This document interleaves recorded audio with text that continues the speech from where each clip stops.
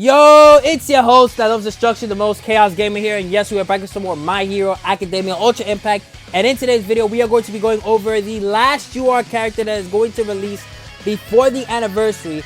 So I'm gonna tell you guys right now, if you feel like the game is dry during these next 2 weeks, there is a reason. They are trying to prep everything up before the anniversary. So just hang on a little bit longer, just keep logging in every day, do your dailies, and make sure that no matter what, you are getting these gems. Because I'm gonna say right now, I feel like they're probably gonna pop off for their second anniversary. I hope so. I'm praying that they do, because we need the attention so that this game can last a very long time. But enough about that. Let's not waste any more time. Let's blow this shit right the hell up. And ladies and gentlemen, let us get started with today's video. So the last UR character that is going to be releasing is none other than Ojiro. And you know that this is going to be dry as well, because they didn't even bother to release an SR character next to this man right here. But I noticed as well that Mr. Compress, I don't think he got an SR in his release as well.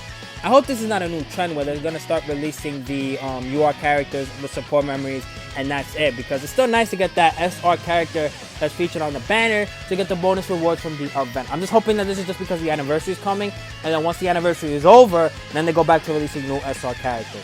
But let's take a look at the Gaizo himself. Let's see what he's able to accomplish in the game. I'm going to tell you this though, do not, I don't even care if he's your favorite character this time. This time, I'm putting my foot down about it. Do not summon for him. He's going to be on other banners with a low percentage. So don't worry. Eventually, you're going to pull him. But please, just do not touch this banner at all. This is not even worth bait at all. I don't care if he's the most brokenest character in the game. I probably said that already, but that's how much I'm trying to emphasize on it. Don't summon. So his plus ultra move, which is the tail fist attack, gives character the ability to overwhelm for 4 turns.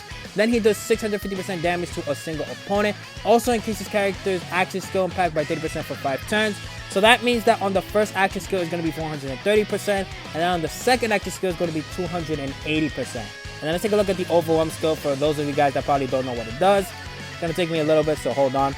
Sometimes, if anything, if you are new here, I do skip the status effects by accident, because I guess I'm just scrolling down too fast. So let's just see if I can find it, because I want to find it as fast as possible.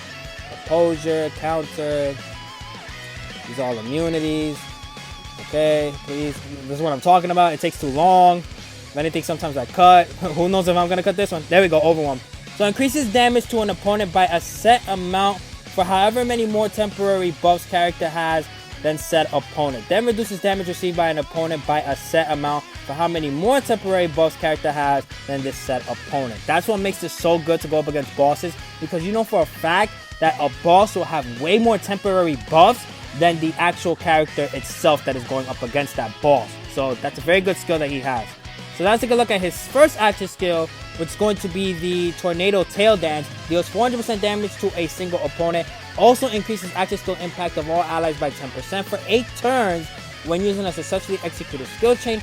Then increases skill impact by 40% if the opponent is a STR type character. The cooldown is for 4 turns. Okay, I like this because not only is he doing damage, he's supporting, not a lot, but he's still supporting. And then he's getting that additional damage when he's going up against a red enemy. So let's say we're going up against All For One, the Climax Battle one. You're going to be seeing him do a lot of damage against him.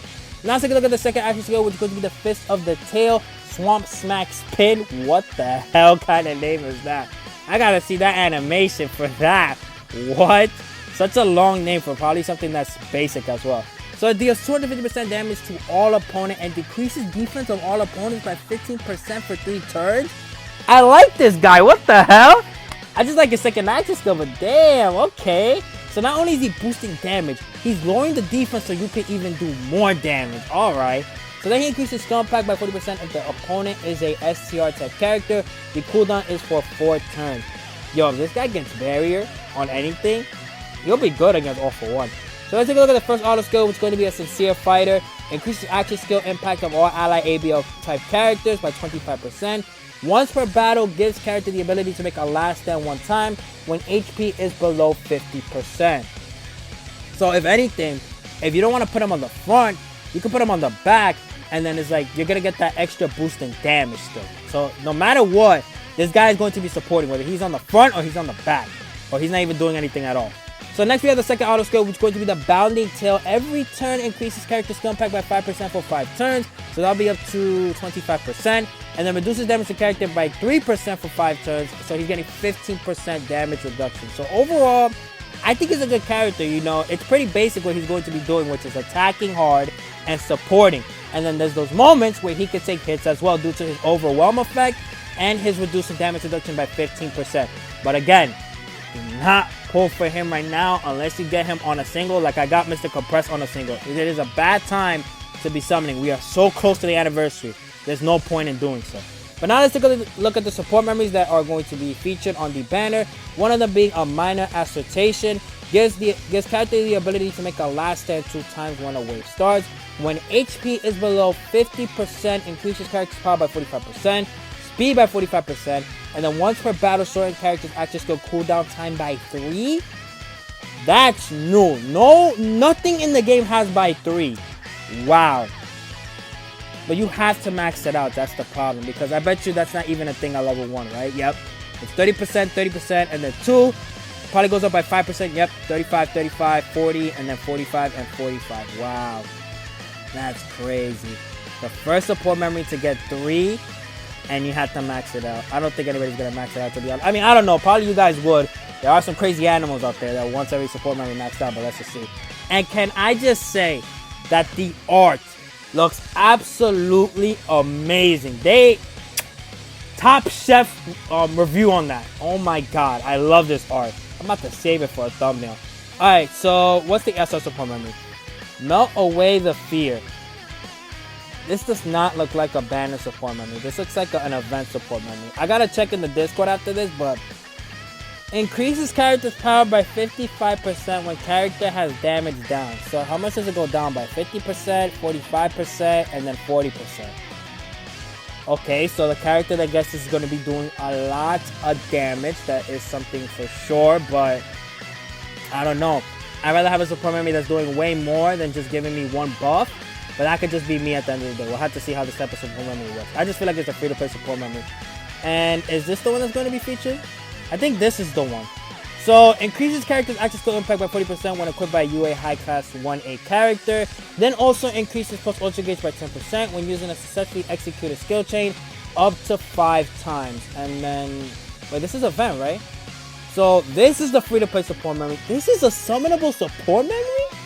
Just one thing of increasing for a lot of damage? Like I said, mind you, it could be like the damage is outright crazy. But this characters now that go up to 99999, I just don't see the point on this unless you're trying to make an old UR do a lot of damage, or a UR that's not meant to do damage, make them do way more damage than they're supposed to. You guys let me know again, but I don't see the point in this being a summonable support memory. If anything, this should have been the summonable support memory. I'm glad it's free to play because it's actually good. And then this one should have been the free to play support memory. So now that we went over everything that is going to be happening in the game before the anniversary, now let's take a look at the Discord and see if we missed out on any other information, and then we'll wrap up the video from there. So here we are in the Discord trying to find out any other information before we wrap up the video. So as we can see right here, it was announced that Ojiro is going to be the next character. I just love that there are 14 sleeping, what do you call it? Because it's not likes, but it's like 14 sleeping reactions towards the fact that Ojiro is going to be the next character. This art goes hard, I think so. Even though there's a lot of sleeping icons once again. Probably use it for this thumbnail right here. Then we got the plus ultra animation, which I'll try to remember to link in the description, but you guys know I already forget. Then we have the Ojiro himself. We got the support memory. Okay, so yeah, these 2 support memories are the ones that's going to be coming out for the event. Then we got a new gift and drop-up campaign. This is going to be lasting from the 16th of May up to the 1st of June.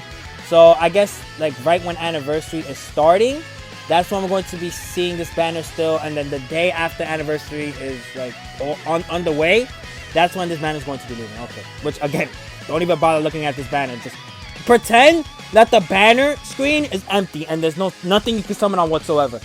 Next we have these new items. There we go. So they are going to be bringing up the 2nd anniversary during the login that is happening right here. So when you log in on day 1, you get this silver plaque. Then you get 10 gems, 20 gems on the 3rd day, that's 30 already. Day 4, you're getting another 30, that's 60. Day 5, you're getting 50, that's 110. And then on day 6, you're getting 100. So that should be 210 gems that you are getting just from logging in before the anniversary begins. And then on day 7, we get this gold plaque, which, let's take a look at what the plaques do. So, a silver shield to celebrate the 2nd anniversary. A gold shield to celebrate the 2nd anniversary. Okay, so it's just like probably decorations that we can have. But this is great. I'm loving the fact that this login bonus that we are getting is about to be boosting people's gems up even further. And then once the anniversary starts, that's when you guys are going to be getting all those wonderful gems to summon all those brand new, delicious UR characters. But with that, that's where we're ending today's video. I hope you guys enjoyed. Be sure to like and comment if you want to. You don't have to, but it's always greatly appreciated. Also, subscribe. Hold on for a second. Let me know down below, how do you feel about this upcoming 2nd anniversary? Do you feel like they're going to have very hype units, or units you feel like you're not really going to be summoning for? I remember last year when people said they weren't going to summon on the fantasy units whatsoever. There were some, not a lot, but there was like to the point that I could see that, wow, there's some people that actually think about not summoning on these characters, and they're like some of the broken characters in the game. But with that, I'll see ya when I see ya. Peace.